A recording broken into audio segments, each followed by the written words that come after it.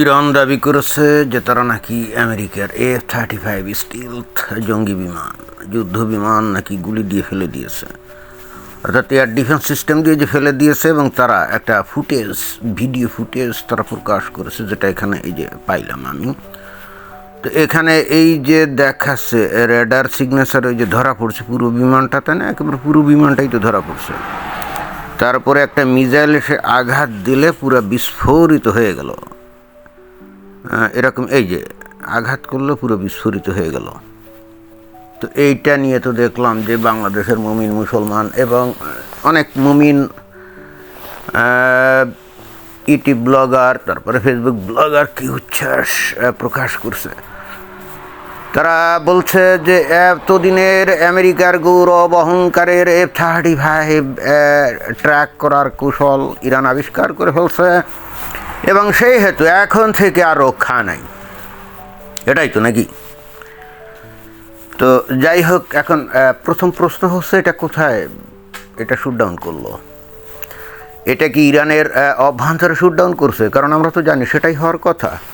কারণ এ পর্যন্ত আমরা দেখছি যে 28 তারিখের পর থেকে একেবারে মুক্ত বিহঙ্গের মতো এই আমেরিকার এবং ইসরায়েলের এই বিমানগুলো এই ইরানের আকাশে উড়ে বেড়াচ্ছে এবং যেখানে ইচ্ছা খুশি সেখানে স্মার্ট বোমা নিক্ষেপ করছে, তাই না? এবং এর মধ্যে শুধুমাত্র এই F-35 এবং ওই B-2 স্পিরিট এই দুইটাই স্টেলথ, আর বাকি যেগুলো F-16 বা F-15 অথবা F-18 যে গ্রাউলার যে বিমানগুলো আছে ওগুলো তো ভাই স্টেলথ না, তাই না? তাহলে ইরানের কাছে যদি এমন কোনো ওই এয়ার ডিফেন্স সিস্টেম থাকবে, তাহলে তো ভাই সর্বপ্রথমে তো F-35 আর স্টিলথ বিমান ভূমির স্বাদ করবে, বিষয়টা তো এরকম হওয়ার কথা না। এর অনেক আগেই তো ওই স্টিলথ না যে বিমানগুলো সেগুলোই তো ধ্বংস হওয়ার কথা না? একটা কমন সেন্স ইউজ করেন। F-16 অথবা F-15 এগুলো তো স্টিলথ না, বা F-18 গ্রাউলার এগুলো তো স্টেলথ না। তাহলে এইগুলাই তো সর্বপ্রথম ইরানের রাডারে ধরা পড়বে এবং অতঃপর এগুলাই গুলি খেয়ে অর্থাৎ মিসাইলের আঘাতে পড়ে যাওয়ার কথা। তা হলো না, পড়লো কি F-35। রাইট, ভালো কথা, F-35 পড়ে গেছে, ইটস ওকে। কিন্তু কথা সেটা কোথায়? নিশ্চয়ই ইরানের আকাশে, তাই না? তো ইরানের আকাশে যদি এটা পড়ে থাকে, কারণ আমরা তো জানি যে ইরানের আকাশে মুক্ত বিহঙ্গের মতো ঘুরে বেড়াচ্ছে, তো তাদেরই একটা এই যে মেরে দিয়েছে, ইটস ওকে, ফাইন। তো তাই যদি হয়, তো এখানে আপনারা দেখলেন যে এখানে কীরকম একেবারে মনে হলো যে বোমার একটা বিস্ফোরণ ঘটলো। ভাই, মিসাইল যখন কোনো এয়ারক্রাফটে আঘাত করে এরকম হয় না তো? কোনো একটা জায়গায় আঘাত করে তখন ওই বিমানটা হয় দুই টুকরা হয়ে যায় অথবা এক জায়গায় আগুন ধরে যায়। তারপরে ওই বিমান থেকে কি ইজেকশন করে পাইলট, তাই না? তো পাইলট যদি ইজেকশন করে তাহলে সে প্যারাশুটে ঘুরে নামবে, তাই তো? তো নেমে তো ইরানের মধ্যেই পড়বে। তাহলে ইরানের IRGC বা পুলিশ বা মিলিটারি তাকে কি করবে? গ্রেপ্তার করবে না? গ্রেপ্তার করে এনে তারপরে ভিডিওতে এনে দেখাবে না যে এই যে ধরছি। তারপরে F-35 বিমান যে ভেঙে পড়ছে তার টুকরো টাকরা এনেও তো দেখাবে যে এই দেখো F-35 বিমানের অংশ আমরা এই যে ইয়ে করছি, তাই না? এর কোনো কিছুই না। বলা হচ্ছে, মানে আমেরিকার পক্ষ থেকে বলা হচ্ছে যে যান্ত্রিক ত্রুটির কারণে এটা ইমার্জেন্সি ল্যান্ডিং করছে।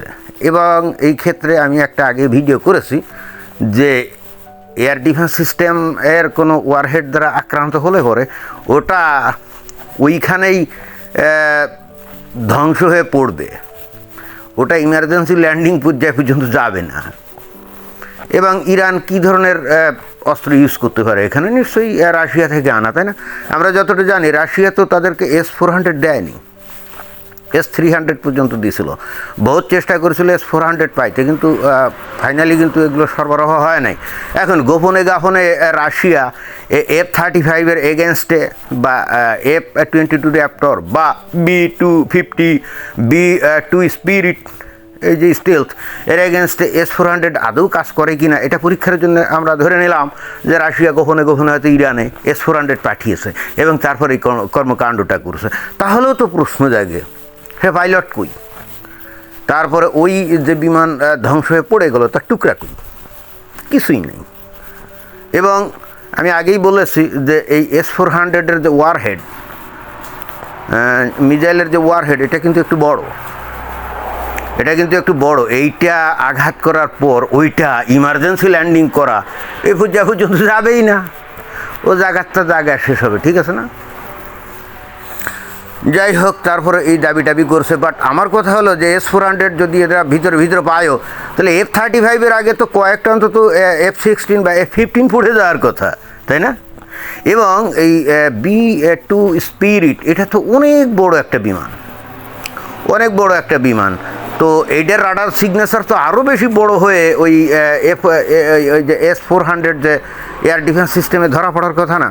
তাহলে আমরা তো শুনছি যে প্রতিনিয়ত B-2 স্পিরিট, আরে B-2 স্পিরিট তো হলো দাবি করা হচ্ছে যে সেটা স্টিলথ, রাইট? কিন্তু এখানে যে B-1 ল্যান্সার সেটা তো স্টিলথ না। অথবা স্ট্র্যাটোফোর্ট্রেস, B-52 স্ট্র্যাটোফোর্ট্রেস, বিশাল বোমারু বিমান না, যেগুলা দিয়ে ওই ইরানে একেবারে তামা করে ফেলা হচ্ছে। ভাই এইগুলা তো একটাও স্টিলথ না। এই যে B-52 স্ট্র্যাটোফোর্ট্রেস অথবা B-1 ল্যান্সার যে বম্বার, এগুলো তো স্টিলথ না। তাহলে S-400 বা S-300 যাই হোক না কেন, এদের রাডার দিয়ে যদি এগুলো ধরতেই পারে, মানে এদের এয়ার ডিফেন্স সিস্টেম যদি চালু থাকে এই যে ইরানের, তাহলে এই সমস্ত বিমান বেশ কয়েকটা পড়ে যাওয়ার কথা না, তাতে একটাও পড়েনি। অর্থাৎ মুমিন মুসলমানদের বক্তব্য হলো যে যুক্তি আমরা মানি না, আমরা কল্পনায় স্বপ্ন দেখছি যে আমেরিকার F-35 একটা পড়ে গেছে, ইরান বলছে।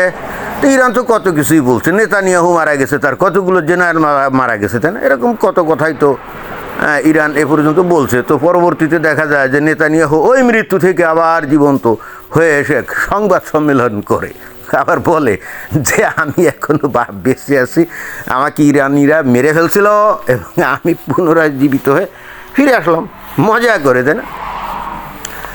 যাই হোক, এই সমস্ত বিষয় সম্পর্কে ভাই আমার ভালোই আইডিয়া আছে, অন্তত এই অস্ত্রপাতি, এই মিসাইল, এগুলো ভালোই আইডিয়া আছে। স্টিলথ টেকনোলজি, আমার কথা শুনে তো আপনারা নিশ্চয়ই বোঝেন যে এগুলো সম্পর্কে আমার ভালোই আইডিয়া আছে।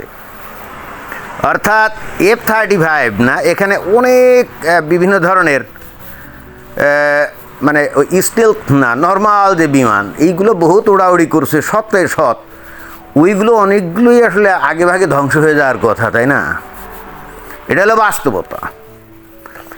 আর ওই যে B-52 স্ট্র্যাটোফোর্ট্রেস অথবা B-1 ল্যান্সার, এই যে বম্বার, এগুলো বিশাল, এগুলো তো স্টিলথ না, এগুলো তো রাডারে একেবারে বিশালভাবে ধরা পড়বে, মানে রাডার সিগনেচারে ধরা পড়বে। রাডার সিগনেচার বুঝেন তো? মনে করেন যে ওই বিমান একটা আকাশে উঠছে, সেইটা রাডারে ধরা পড়লো পুরা বডি সহ। তো অর্থাৎ যদি স্টিলথ না হয় তাহলে পুরো বডি সহ ধরা পড়বে, আর স্টিলথ হলে একেবারে অতি ক্ষুদ্র আকারে ধরা পড়ে অনেক ক্ষেত্রে, ওইটাকে বলে রাডার সিগনেচার। তো যাই হোক, এখানে আপনি যত যুক্তি দেখেন, যত অ্যানালিসিস করেন না কেন, যত যুক্তির উপরে আপনি ব্যাখ্যা বিশ্লেষণ করেন না কেন, মুমিন মুসলমানরা তো আর এগুলো বিশ্বাস করবেন। It's okay, fine. তারা যদি মনে করে যে ইরান সেই টেকনোলজি আবিষ্কার করেছে বা তাদের আছে F-35 ফেলে দেওয়ার মতো প্রযুক্তি, ইটস ওকে। আমেরিকা গাট্টি বুকসে গোল কোরআন থেকে ভেগে যাবে, তাই না? অথচ বাস্তব ঘটনা কি জানেন? একেবারে অনেক পুরানো ওদের ওয়ারথগ A-10, যেটা নাকি ভূমিতে করে, সাপোর্ট দেয় অনেকটা ওই হেলিকপ্টারের মতো, যেটা দিয়ে ওই আফগানিস্তানে ওই ইয়েদেরকে গুলি করে টার্গেট প্র্যাকটিস করতো, ওই যে তালেবানদেরকে। এখন এই ওয়ারথগ ওখানে নামাবে, এটা যে একেবারেই স্টিলথ না এবং অনেক নিচু দিয়ে উড়িয়ে যায়। সেই বিমান দিয়ে এখন ওখানে ওই বিভিন্ন জায়গায় যে IRGC-র কমান্ড পোস্ট আছে বা ছোটোখাটো ক্যাম্প আছে বা রাস্তাঘাটে যেখানে IRGC ঘুরে বেড়াচ্ছে, গাড়ি টাড়ি নিয়ে ঘুরে বেড়াচ্ছে না, ওদের গুলি করে মারার জন্য এখন এই ওয়ারথগ A-10 এটা কিন্তু ইরানে ডিপ্লয় করতে যাচ্ছে আমেরিকা, এটা আমি শুনলাম। তো যদি F-35-এর মতো স্টিলথ প্রযুক্তির বিমান যদি ফেলে দেয়, তাহলে আমেরিকা কি পাগল না মাথা খারাপ না উন্মাদ যে ওয়ারথগ A-10 ওখানে পাঠাবে আর পাখির মতো গুলি করে ইরানিরা সেগুলোকে ফেলে দিবে? পাগলের সুখ মনে মনে। ধন্যবাদ।